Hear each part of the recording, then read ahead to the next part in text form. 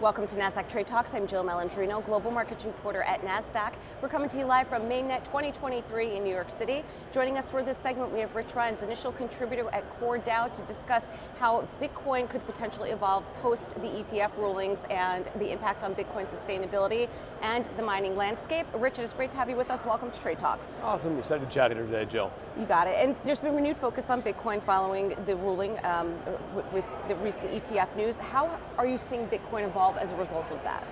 So Bitcoin has been really kind of back in vogue since the beginning of this year. We saw a bunch of developments with BRC20, so tokens on top of Bitcoin, as well as ordinals, which are NFTs.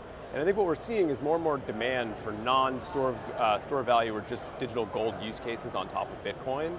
And I expect to see that continue throughout the year, as it's very clear that there's hundreds of billions in latent assets that are just kind of trapped in Bitcoin today that are looking for more utility. How does mining contribute to Bitcoin's overall success and the renewed confidence that institutional investors appear to have in Bitcoin because of the ETF ruling? So mining plays a critical role in the Bitcoin ecosystem, and it's the idea of taking energy and then creating these digital scarce assets that are Bitcoin. And that security is what the miners, that security is how the network itself becomes strong and resilient. And when you think about use cases like digital gold, et cetera, you need to have a very secure ecosystem to build on top of. Right. So how can an ETF help Bitcoin's sustainability and mining landscape? Yeah, so an ETF hopefully will help on both the accessibility to institutional investors as well as retail that might not have had access to it as well as watching the continued evolution of the mining ecosystem to hopefully get more and more sustainable with more and more renewed interest. And I think we're seeing that the existing use cases will continue to proliferate as different solutions like CoreDAO, et cetera, will help give miners longer term sustainability. So tell us more about CoreDAO. Where do you fit in the ecosystem? What are you doing to solve the challenges that Bitcoin faces?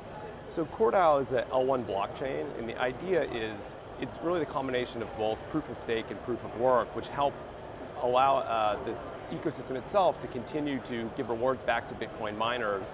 It's very important that Bitcoin miners remain economically viable as the network continues to grow, even in situations like the halvening, where the economic security of Bitcoin may or may not come into question.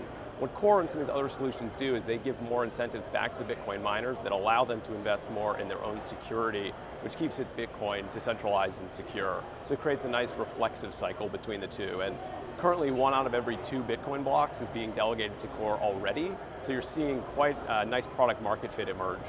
Realistically, when do you think a spot Bitcoin ETF could get the approval and emerge into the marketplace? I think sometime early next year, I think, is one of the initial deadlines the final deadline for the first batch of approvals that will hopefully occur, will hopefully come to fruition. That's a very convenient time in the Bitcoin ecosystem as well, as that may or may not align pretty closely with the halvening, right, which has historically been a big catalyst for the space. So I think sometime early next year could be the earliest, but we'll see. All right, Rich, we appreciate the insight. Thanks for joining us on Trade Talks, and thanks for joining me. I'm Jill Malandrino, Global Markets Reporter at Nasdaq.